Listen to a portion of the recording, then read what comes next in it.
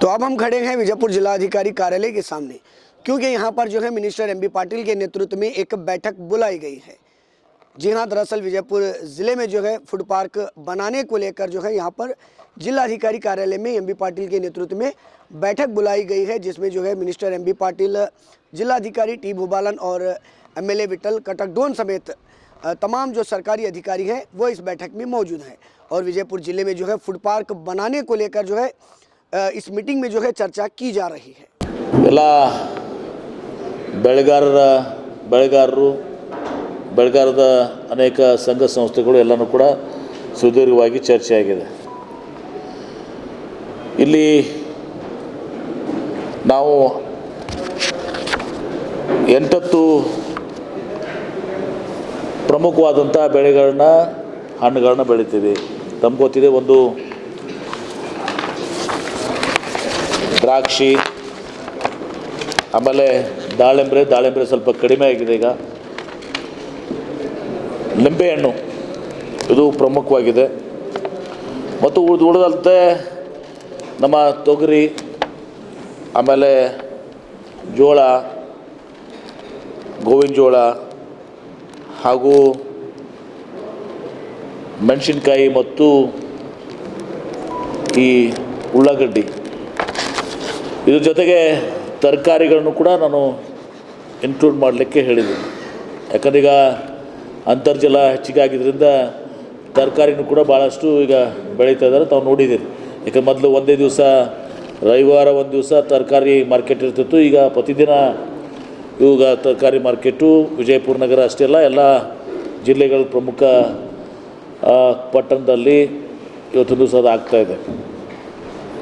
ಇಲ್ಲಿ ಅನೇಕ ಸಲಹೆಗಳು ಬಂದಿದ್ದಾವೆ. ಯಾಕಂದರೆ ಒಂದು 1,00,000 ಮೆಟ್ರಿಕ್ ಟನ್ ಅಷ್ಟು ಫೆಸಿಲಿಟಿ ಇದೆ. ಅದರ ಬಗ್ಗೆ ಎಲ್ಲರೂ ಗಮನ ಸೆಳೆದಿದ್ದಾರೆ. ಮತ್ತು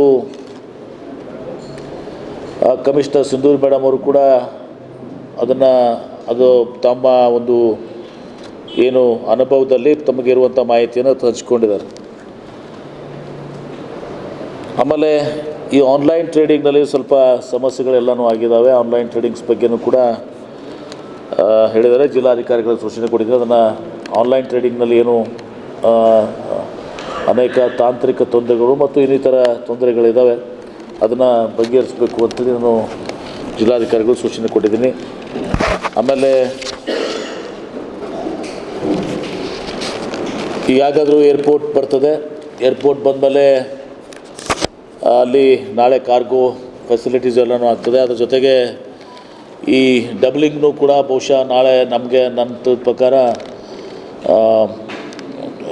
2025 ಮಾರ್ಚ್ ಒಳಗಡೆ, ಮೊನ್ನೆ ನಾನು ಮಾಹಿತಿಯನ್ನು ಮಾತಾಡಿದಾಗ, ಯಾಕಂದರೆ ಇನ್ಫ್ರಾಸ್ಟ್ರಕ್ಚರ್ ಡೆವಲಪ್ಮೆಂಟ್ ಮಿನಿಸ್ಟರ್ ಆಗಿ ನಾನು ಚರ್ಚೆ ಮಾಡುವಾಗ ಅದನ್ನು ಡಿಸೆಂಬರ್ಗೆ ಟಾರ್ಗೆಟ್ ಆಗಿದೆ. ಆದರೂ ಕೂಡ ಮಾರ್ಚ್ ಅನ್ನಷ್ಟರಲ್ಲಿ ಬಹುಶಃ ನಾವು ಡಬ್ಲಿಂಗ್ ಮುಗೀತದೆ. ಅಂದರೆ ಡಬ್ಲಿಂಗ್ ಮುಗಿದ ಮೇಲೆ ಫಾಸ್ಟಾಗಿ ಟ್ರೈನ್ಸ್ ಹೋಗ್ಲಿಕ್ಕೆ ಸಾಧ್ಯ. ಯಾಕಂದರೆ ಏನಾಗಿದೆ, 2/3 ಏನು ಲೈನ್ ಇದೆ, ನಮ್ಮೇನು ಗದಗದಿಂದ ಇವತ್ತು ಹೊಟಗಿದಿಂದ ಬ್ಯಾಂಗ್ಳೂರ್ವರೆಗೆ ಇವತ್ತು ಏನಿದೆ, ಅದರಲ್ಲಿ ಎಲ್ಲನೂ ಕೂಡ ಈಗ ತಮ್ಗೆ ಗೊತ್ತಿದೆ, ಇದು ಎರೆ ಭೂಮಿ, ಬ್ಲ್ಯಾಕ್ ಕಾಟನ್ ಸಾಯಿಲಿಂದ ಕೂಡಿದ್ರಿಂದ ಬರೀ ಗೇಜ್ ಕನ್ವರ್ಷನ್ ಆಗಿದ್ದರಿಂದ ಅದು ಆ ಸ್ಪೀಡ್ ಇನ್ಕ್ರೀಸ್ ಮಾಡೋಕ್ಕಾಗಲ್ಲ.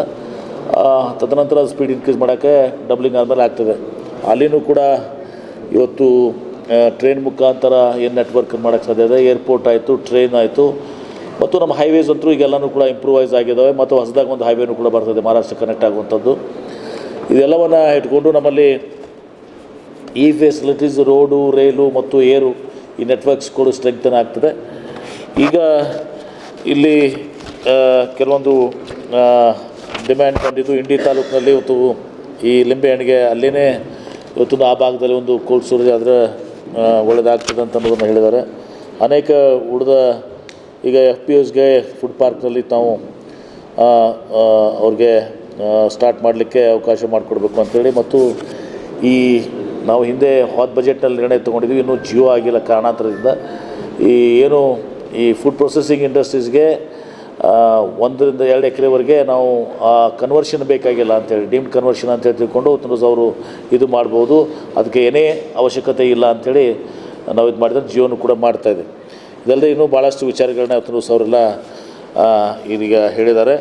ಇದನ್ನು ಸಮಗ್ರವಾಗಿ ಕಾಂಪ್ರಿಹೆನ್ಸಿವ್ ಆಗಿ ಇವತ್ತು ಸಹ ನಾವು ಪ್ರಪೋಸಲ್ ರೆಡಿ ಮಾಡಿ ಇವತ್ತು ನಬಾರ್ಡ್ದಿಂದ ಏನು ನೆರವು ತೊಗೊಂಡು ಇವತ್ತು ಸಹ ಅಭಿವೃದ್ಧಿಪಡಿಸಬೇಕು ಅಂಥೇಳಿ ಈಗ ರೋಹಿಣಿ ಸಿಂಧೂರ್ ಮೇಡಮ್ ಅವರು ಇವತ್ತು ಸಹ ಅದನ್ನೆಲ್ಲನೂ ಕೂಡ ವಿವರಣೆ ಕೊಟ್ಟಿದ್ದಾರೆ.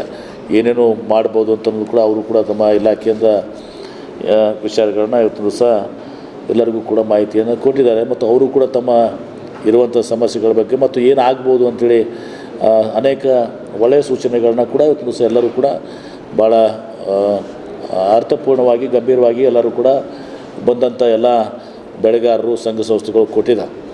ಇದ್ರ ಜೊತೆಗೆ ಈಗ ನಾಳೆ ನಾನು ಹಿಂದೆ ದಾವೋಸ್ಗೆ ಹೋದಾಗ ಈ ಯೂಸುಫ್ ಅಲಿ ಅವರು ಲುಲು ಗ್ರೂಪ್ ಏನಿದೆ ಅದೊಂದು ದೊಡ್ಡ ಗ್ರೂಪ್ ಇತ್ತು ಸಹ ಕೇರಳದವರು. ಈಗ ಗಲ್ಫ್ ಕಂಟ್ರಿಯಲ್ಲಿ ನರ್ಶಿಯಲ್ಲಿ ಭಾಳ ದೊಡ್ಡ ಈ ಮಾಲ್ಸ್ ಎಲ್ಲ ಲುಲು ಮಾಲ್ಸು ಇದೆಲ್ಲನೂ ಕೂಡ ಸುಮಾರು 280 ಮಾಲ್ಸನ್ನು ಹೊಂದಿ ಭಾಳ ಇವತ್ತು ದೊಡ್ಡ ಅವರು ಇಂಡಸ್ಟ್ರಿಯಲಿಸ್ಟ್ ಇದ್ದಾರೆ.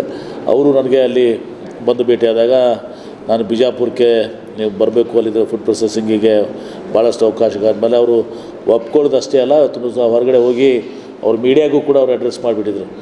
ಅಷ್ಟೇ ಅಲ್ಲದೆ ಮತ್ತು ಅವರು ಫಾಲೋಅಪ್ನ ಸಲುವಾಗಿ ನಾವು ಅವ್ರನ್ನ ಕರೆದಿಲ್ಲ, ಅವರಾಗಿಯೇ ಪಾಪ ಮೊನ್ನೆ ಬಂದು ನನ್ನ ಜೊತೆ ಚರ್ಚೆ ಮಾಡಿ ಹೋಗಿದ್ದಾರೆ. ಅವ್ರನ್ನೂ ಕೂಡ ನಾನು ರೋಹಿಣಿ ಸುಂದರಿ ಮೇಡಮ್ ಅವ್ರಿಗೆ ಕನೆಕ್ಟ್ ಮಾಡ್ತೇನೆ.